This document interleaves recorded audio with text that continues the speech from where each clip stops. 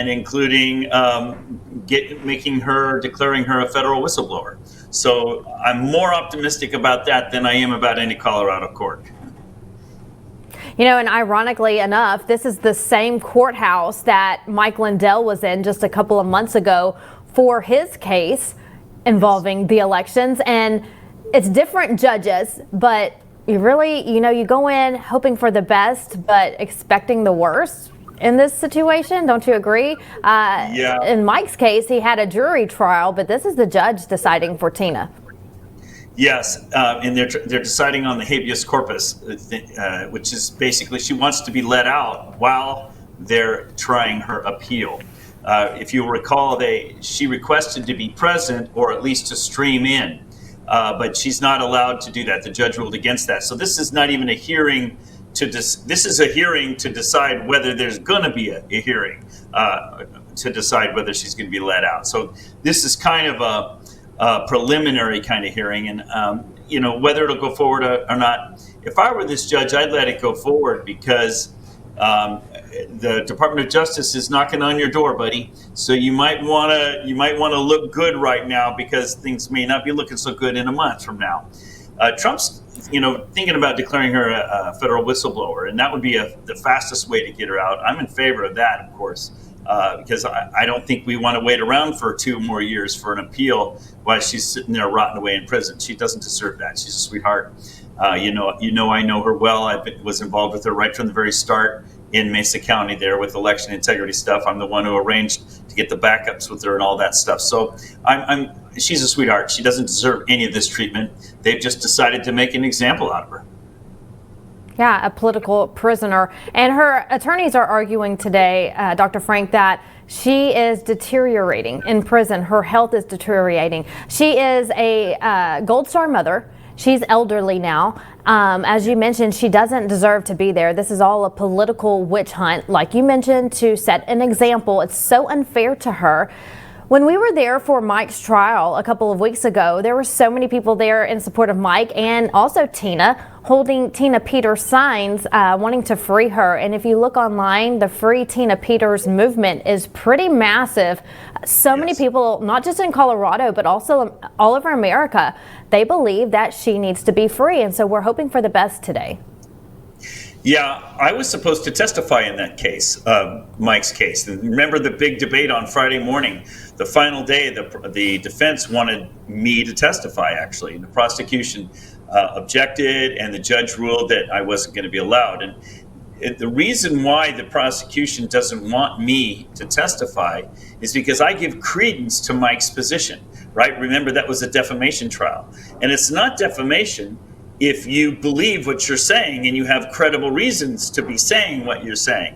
And so, here I am. I'm a Nobel Prize nominee chemist, numeric wizard. I've done all these analyses. I'm showing Mike all these interesting algorithms that I discovered. And even if I was completely wrong, the point of the trial was to decide whether Mike defamed Eric Coomer or not. And the fact is, he had every reason to believe the evidence that I presented to him because it fit like a glove with his own electronic evidence. He was quite excited to meet me, and that's why he made that movie Scientific Proof about me. So that's why the prosecution doesn't want me in there, because I make Mike sound credible. I make his position a credible position, and it works against the prosecution and for Mike's defense. So that's why they opposed it. So we'll have to see what happens next. Right. I was there when that was going on, and that's exactly what happened and why it happened. But in the end, it pretty much, for the most part, ended in Mike's favor. I think the jury could read through the lines there. You should have been there. You've been a huge help to Mike, and then you've studied all this with election integrity and the faults with our election systems. Going back to Colorado with Tina, she was convicted last year. She maintains her innocence, saying she was targeted for exposing what she claims were vulnerabilities in Colorado's voting systems.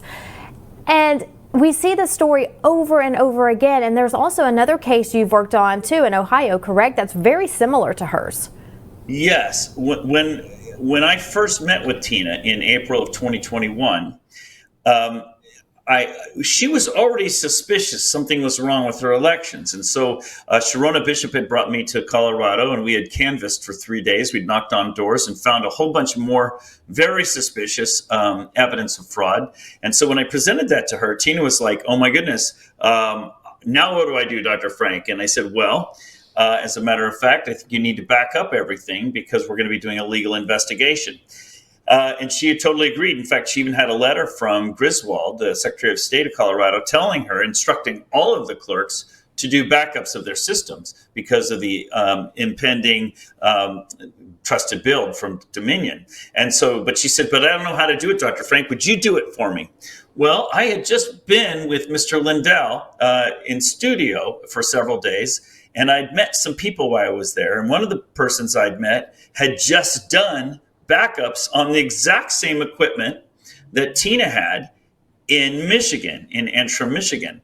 And so rather than me getting involved, I said to Tina, look, I could back up your machines for you, but I think it would be far smarter for me to bring in Mr. Lindell's attorney, so that way we don't make any legal errors along the way, and then bring in this expert who's a white hat licensed penetration tester to come in and to do everything legally. That way, later when we prove that there's fraud, we've done everything by the law. And so everything is, it's called fruit from the poison tree. You can't go to court with evidence you obtained illegally. So we made sure we did everything properly.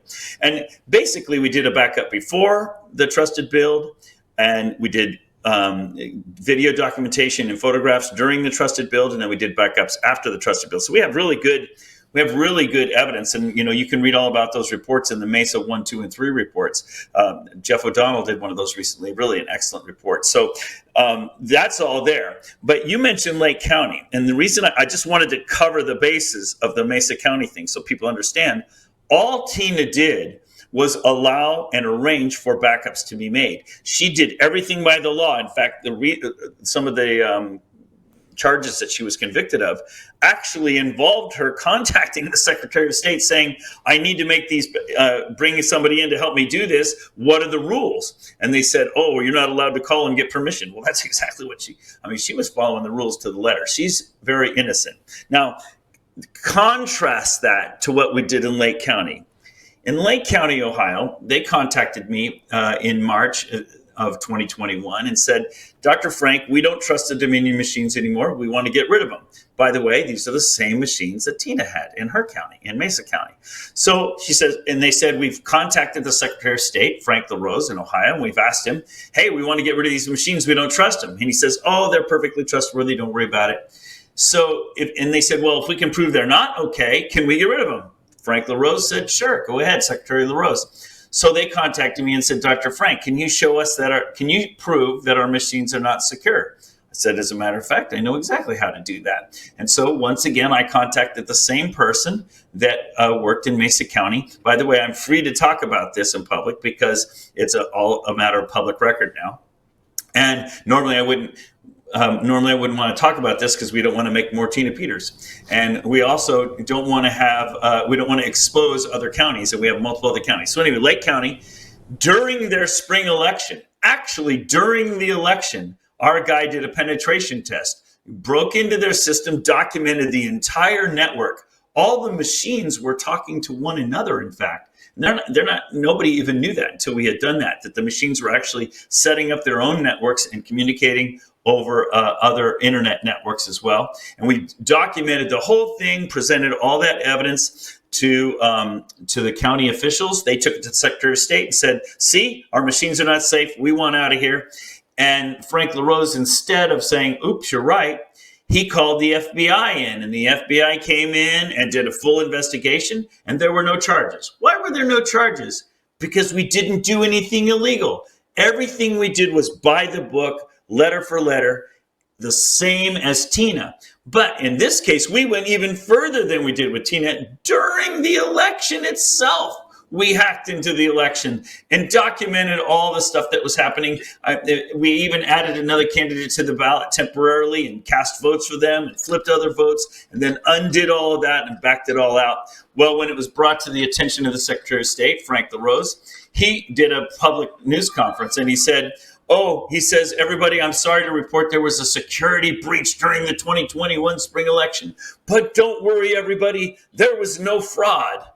Well, that wasn't the point. We weren't trying to do fraud. We proved that the systems were vulnerable. So anyway, when you compare what Tina did with what we did in Lake County, it's like a whole nother level.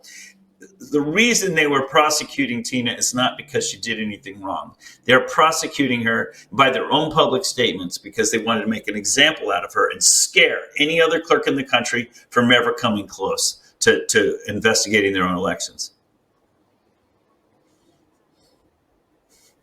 Easy to think about how often this goes on and how the different places that you've gone and you've studied and nothing was ever done. And when you were talking about the machines, Dr. Frank, I remember in Mike Lindell's trial, they showed there was a conference that went on in Vegas. I know you're probably familiar with this, where they brought in these people who know how to hack into systems, and they actually hacked into from a computer. Connected to a voting machine, hacked into the voting machine. There were people around the voting machine unaware that this computer was connected. He pushed a button, and before he did, he says, watch, I'm about to turn it off.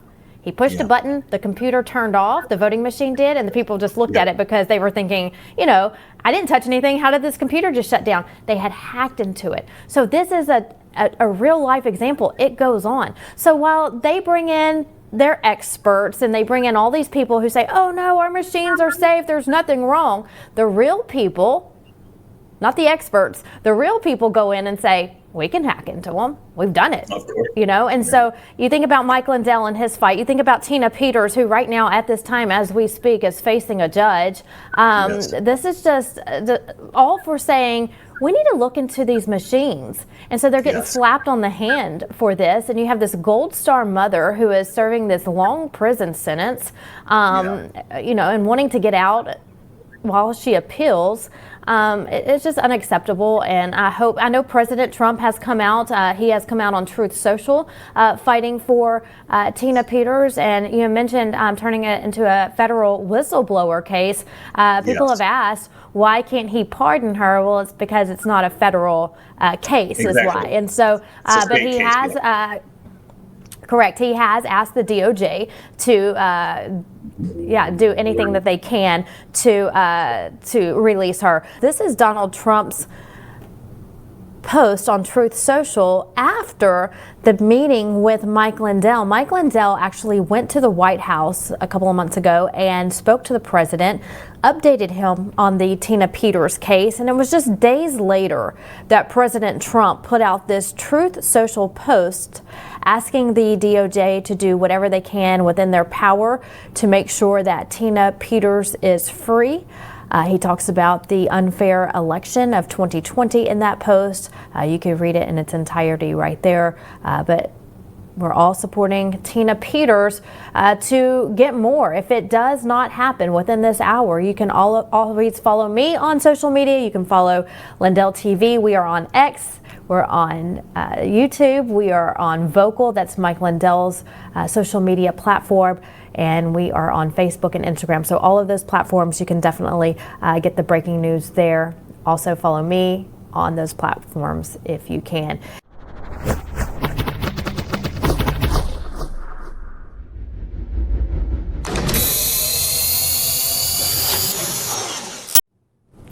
Welcome back to Spin Room. I'm Vanessa Broussard. Thanks so much for joining us. We have a lot going on at this hour, but we're really focusing on what's going on in Colorado, where Tina Peters is going before a judge today. And we have Dr. Frank still with us here today. Dr. Frank, sorry we had to cut you off a minute ago.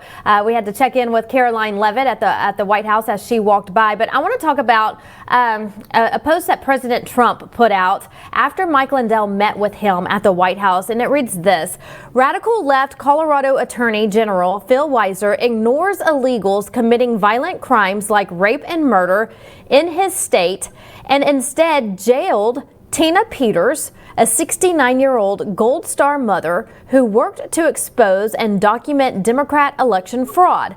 Tina is an innocent political prisoner being horribly and unjustly punished in the form of cruel and unusual punishment. This is a communist persecution by the radical left Democrats to cover up their election crimes and misdeeds in 2020. The same Democrat Party that flies to El Salvador to try to flee an MS-13 terrorist is cruelly imprisoning, perhaps for life, a grandmother whose brave and heroic son gave his life for America. Colorado must end this unjust incarceration of an innocent American. I am hereby directing the Department of Justice to take all necessary action to help secure the release of this hostage being held in a Colorado prison by the Democrats for political reasons. And then in all caps, he says, "Free Tina Peters now." What's your take on that post, Dr. Frank? I think his point well taken. You know, I was there at the sentencing. I testified at Tina Peters' sentencing, and Judge Barrett just opened both barrels on her. Oh, she's such a horrible threat to society. She's done irreparable damage. And he basically gave her the maximum sentence on everything he could possibly scrape up. But at the same time that he's putting this beautiful threat to society in prison, he's letting rapists and other criminals out on the street after a little time at all. So that's the point that President Trump is making. Tina's no threat to America. In fact, the judge is actually kind of giving her a platform. He's actually increased her visibility and increased her platform and increased her ability to point out to the world that our elections need looking closely at. Well, we do have some staff inside the courthouse right now, and I'm just getting word that it is packed. There's actually an overflow room for Tina Peters. I'm told that Tina Peters is not there and that it has started. And they are talking about the Habeas Corpus right now, the petitions and things like this. Yeah. Yes. So they're saying that the courtroom's packed, the overflow area is packed as well. What does this tell you about the American people who want justice for someone like Tina? I mean, they're coming out in droves to support her. I saw the same kind of sentiment at her sentencing. People know this isn't fair. People are objecting. It's kind of similar to the J6ers. You know they don't belong in there. It's not okay. In fact, President Trump would have already pardoned her and she'd be out, except that she didn't commit any federal crimes, according to the court. According to the court, they were all state crimes. And so they're having to kind of wriggle their way around all these technical difficulties, you know, the way lawyers do that. So that's where they're at. So I think, as I traveled the country, especially when she was under state arrest, for about a year there, she wasn't allowed to leave the state of Colorado. She was under state arrest because she was such a horrible influence on the country. So what I would do traveling around the country, because I would give these public events, is I would Zoom her in and let her speak to the crowd and give her 10 minutes, 15 minutes all around the country. The people in America love her. They know she's a sweetheart. And she never intended to be a public figure like this. She just wanted transparency in her own elections and wanted to figure out herself what was wrong with her own elections. I stood with her, remember, at the Cyber Symposium that year in 2021, summer 2021. I stood on the stage with her. She was shaking. She was. I had to put my arm around her to stabilize her. She wasn't intending to be a whistleblower in a public sense. She was just trying to figure out what was wrong with her own elections. She was thrust into the limelight when the state of Colorado discovered that she had these backups that expose election manipulation. So they were panicked. It's sort of the same as the Frank LaRose story I told earlier. Once they realize that we have the hard evidence, they panic and they're quite concerned because, the Secretary of State, for example, in this case, in Griswold in Colorado, she accidentally put the BIOS passwords up online for over 6 months for like half of their counties. It's a horrible error and far more egregious than what she claims that Tina Peters did. And why isn't she in prison? My opinion, and I think the sentiment of a lot of people across the United States, is every day that Tina Peters spends in prison ought to be matched double by Griswold and Rubenstein and the people who did lawfare against her. And I think that's what the Department of Justice investigation will reveal, that there was deliberate, intentional trumping up of charges and over punishment of something that wasn't really anything wrong in the first place. And I want to keep you here because it's getting really good, Dr. Frank. They're going over the practicalities on if she were to be released on bond right now with the judge. I'm hearing from the staff that we have there in the overflow room that the lawyer is challenging the judge. The judge did ask why she is entitled to bond, and her attorneys, Tina's attorneys, responded it was that her First Amendment rights were violated. How so, Dr. Frank? In her trial, she was not allowed to use exculpatory evidence. And you're not allowed to hide evidence that can exonerate the defendant. And the prosecution did do that. And it's right in the record. For example, during her trial, they played a tape recording of me in her office. A tape recording, by the way, I didn't even know existed. It was about 11 minutes long.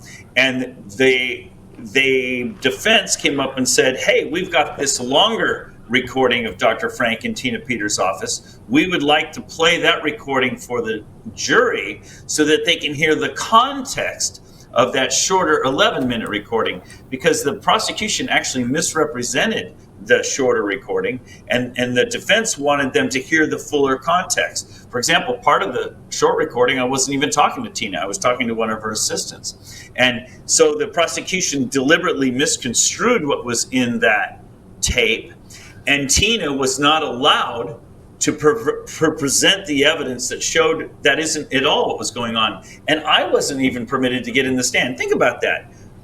Doug Frank is a tape recording of me is being played during the trial, but I'm not allowed to take the stand and discuss it. Think about that. That's a huge issue. So I think that's what they're talking about when they're talking about her rights being violated. When she was sentenced, when Tina was sentenced, you'll notice she even looked over towards the jury box who wasn't there that day and said, you know, she doesn't hold them accountable at all. They only got to hear one side of the story. The jury never got to hear her side of the story. And I agree with that. I was telling people for years, don't worry about Tina. She'll be fine. There's no way it'll ever go to trial, because if it goes to trial, they'll be able to put me in the witness stand, and me and others, and we'll show all the evidence that there was why Tina was doing what she was doing. It would justify her behavior. But that never got to happen. And what they have is before the trial, they held all these pre-trial hearings where they ruled out all the evidence that Tina would have used to justify her behavior and to show that her behavior was legal throughout the entire process. I mean, I've scrutinized this at great detail. Tina broke no laws. She did everything by the letter of the law. We went to pains to make sure she followed the letter of the law because we were intending to do a legal investigation afterwards. So it's crazy. It's sad. And yes, her rights are violated because of that. And happening right now, too, is that they're talking about that Tina Peters fears for her life every single day. If people are wondering at home what's going on, this is what we're doing. It's live play-by-play. I'm getting to my phone right now from our staff inside the courthouse. The attorneys are saying to the judge that she's in jail with murderers and rapists and these terrible criminals. And this is a woman who is a grandmother, who is an all-American, family woman, Gold Star mom. Yeah. And why is she in here with these criminals who commit all these crimes, let her out on bond? So that's what the judge is hearing right now. They're basically telling the judge that here's a woman who just questioned our election and was looking into the systems, and got slapped on the hand and thrown into jail with all these criminals. So can you imagine, Dr. Frank, just being who you are, a nice family man, and you question the election, and you're thrown into jail and your cellmate is a murderer? It doesn't make any sense. She's no threat to society. Prison is for violent criminals. She still can communicate with the outside world, so she's still an equal danger.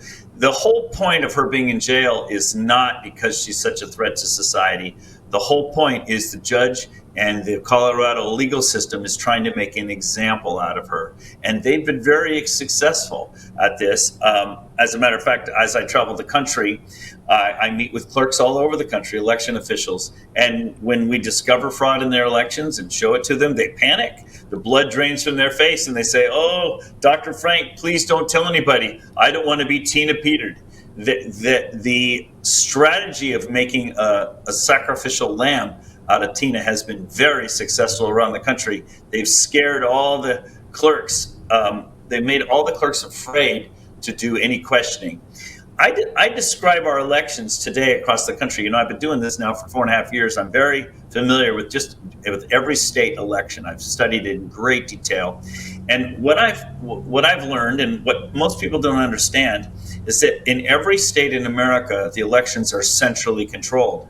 And you might remember, if you're old enough, I'm 64, you might remember in the old days, we used to have a central computer in campus. And then around campus, we would have all these terminals that logged into the main computer. You know, PCs weren't really available in the early days. And so there was a central computer, and then there were all these terminals around campus. And we called those terminals dumb terminals because they didn't have any computing in them. They were just merely a communication device with a screen and a keyboard so that you could basically talk to the main computer. Well, that's very similar to the way our elections are today. Our elections are centrally controlled by the state. Think of that as the central computer. And then all the clerks in all the counties, they're just dumb terminals. They don't do anything in their election except just push the buttons. And it's basically automatically and centrally controlled. And that's why Mike's evidence was so valuable that he came up with right at the beginning there, January 9th of 2021,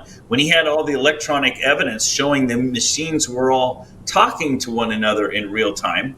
And then there are mathematical algorithms that are then able to operate on the complete election and manipulate the outcome. And that's where I came in. So that's why Mike and I connected up at the beginning. You know, earlier on, Vanessa, you mentioned a story about, I think it's called CanCon. It's in Vegas, about hacking into the machines. Well, in Mike's first symposium, the Cyber Symposium in South Dakota, he had planned to show the United States during his symposium an example of how the machines could flip votes. And so he had set up a voting machine, and there were about 250 in attendance, and he had people vote. So he had a whole bunch of people vote. And his intention was he was going to stand up on the screen and say, "Here are the results, everybody. And now, and here are the PCAPs that were collected, the recordings over the network. And now we're going to manipulate the election." And so manipulate.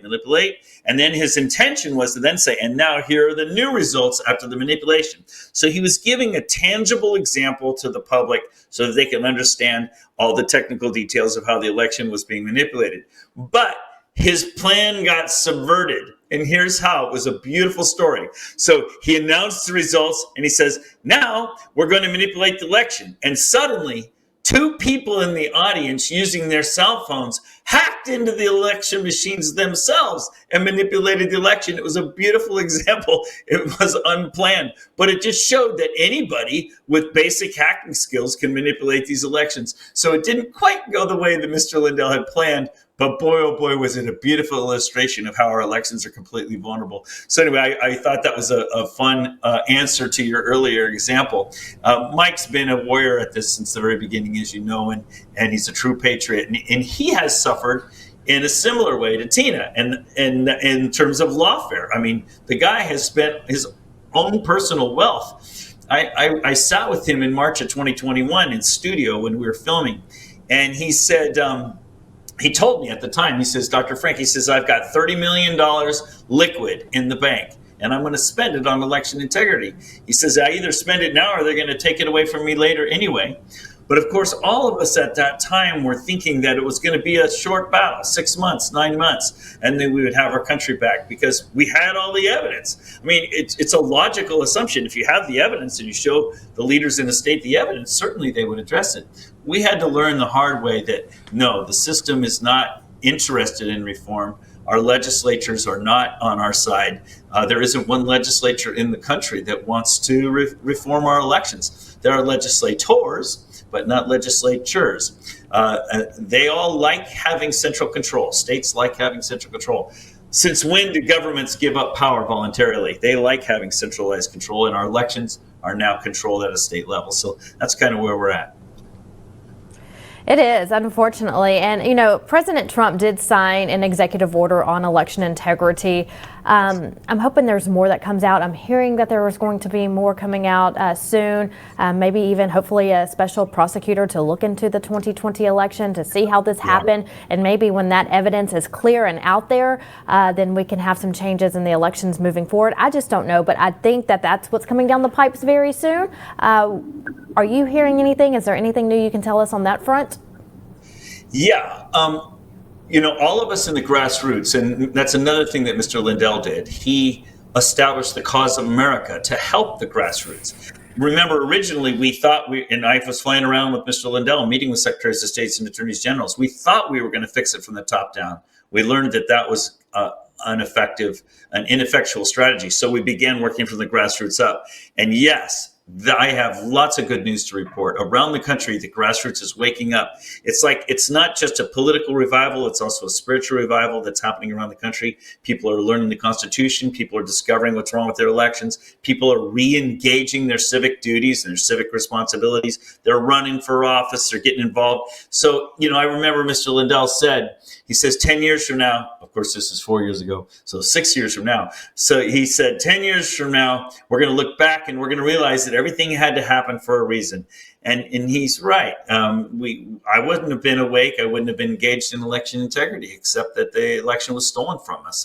And a lot of us wouldn't have woken up about our health organizations being so corrupt, except for COVID, and our government is so corrupt. So a lot of these things had to happen to wake us up. And now that we're waking up, there's really good news on the grassroots front. Lots of good things happening in Missouri, Oregon, California, Wisconsin, Maine, of all places. People don't realize how much good stuff is happening at the grassroots. It doesn't get a lot of coverage. One big thing is in Shasta County, Northern California, Clint Curtis is now the new registrar of voters there. That's a big deal. It's going to be pretty exciting to have actually a real transparent election again in our country in a big county. It'll basically be setting an example, a bright light around the country. And Huntington Beach, Southern California, they voted that starting in 2026, they're going to be running their own elections locally. Good stuff happening in a lot of places. It really is. And people's eyes are open to what's going on around the country. They're more aware because of your work, because of Cause of America, because of Mike Lindell, because of Tina Peters. Yes. There are so many people, President Trump, the list goes on and on. People are really aware of, these inaccuracies going on, and they know that when they go in to vote now, if you see something, say something, because before they would just go in, cast their ballot and go home. But now all eyes are on the polling locations at all times. Still waiting, Dr. Frank. We're hearing that it's just a lot of courtroom talk that they usually do in any proceeding where the lawyers go back and forth with the judge. Yep, they're still just talking. No decision yet. So do you mind sticking with us, Dr. Frank? I'm going to bring on another guest to talk about, and we're going to go back to Dr. Frank now, still waiting on a judge's decision in Colorado regarding the Tina Peters case. Tina Peters is... her attorneys are going before a judge today in Denver, Colorado at the Alfred A. Araj Federal Courthouse in hopes that they can get her out on bond while she appeals her conviction. Tina is not there, I'm told, Dr. Frank. I know the judge had ordered her to be in person today, but we're told that she is not there at the courthouse. But a packed house there inside the courtroom. Also, the overflow room is packed, so standing room only, as a lot of supporters came out hoping that the judge frees Tina Peters today. The Free Tina Peters movement has been huge, and this is what the country wants, and the president has asked for it as well. You said it at the very beginning of our broadcast. She has the DOJ, or the judge does, knocking at their door. So, it all comes down to this, so we'll see what happens. What's your take? Yeah, I wouldn't want to be in that judge's position right now because he's between a rock and a hard place. If he gives Tina a fair shake, he's going to have to pay the piper to the forces that be in Colorado. But most judges I've learned tend to comply with the precedent. They comply with everybody else. The way you get ahead in the legal industry, the legal profession, is to not make waves. You just kind of gradually climb up the ladder by getting along with all the other judges and go along to get along. So, but the difference in this situation is that he's got the Department of Justice coming down the back of his neck. So it'll be interesting to see which way he goes. And I think he should just allow it to go forward, because then that way he keeps the DOJ off his back, and he's not making a decision about whether she's going to be released or not. He's going to be making a decision about whether or not we're going to consider releasing her or not. And so it gives him a little bit of buffer. So strategically, if I owe you lunch if I'm wrong, but I bet you he's going to let it go to court. Right, and I hope that you are right there. So, it could be any minute now. Maybe a decision's not made today. We've seen that happen before, where he hears both sides, and then the judge will take the day or two and then come back with a decision later. We're hoping for a decision today. And I'm also eager to see, because the judge did order Tina to be in court today, and she's not there. Her attorneys had originally wanted her to do some sort of call in from jail, like a Zoom call or something like that, and the judge ordered her to be there. But this might be another example, Dr. Frank, that her health is in fact deteriorating, that she couldn't make that trip. I've been on calls with her from jail, and she has had some low spots. In fact, she was really sick at one point early on while she was still in municipal jail. Most people don't realize she was in county jail for 6 months before going to prison. And I think that was also another purpose of the judge. He was trying to make her life miserable. And she was, the press had really made Tina into an enemy. And so then she has to go to her own local jails when her own local people don't like her. So I think that was on purpose. It was not a very healthy environment. And about a month into her stay, she did have a very low point in her health, and they had to move her. And they moved her to another facility, and they had to move her a couple of times. I wouldn't ever say that Tina is weak. She's a strong lady, and she's got a good attitude. When you talk to her in jail, she talks about how she's helping the girls, the other girls. They come to her for advice. She's like a witness. She's like a good, strong character person trying to help other people. So, I'm not happy that she's suffering the way she is. And yes, I'm certain she's had some low points in her health. But I'll tell you, God works all things together for good. And there she is, being a good character influence on some of the less character-filled people that she's stuck with. So, she's with, real criminals. She's not really a criminal. So, maybe God is going to bring some gems out of that. Who knows? Yes, and we are going to continue to follow this. Dr. Frank, we appreciate you so much for coming on. Always a good friend of ours here at Lindell TV. Always appreciate your input, and we're going to keep following this throughout the next few minutes or even hours. We'll see how it goes, but we invite everyone to follow us on social media as well. As soon as a decision comes down from the judge, we will post it on our social media pages. I'll also post it on mine, so make sure you're following and you have your notifications turned on, so you'll get those alerts as soon as a decision comes down. And that'll do it for us here today on Spin Room. Thank you so much for joining us. We'll see you right back here tomorrow, same time, same place. In the meantime, Steve Bannon's War Room is next. You're watching Lindell TV.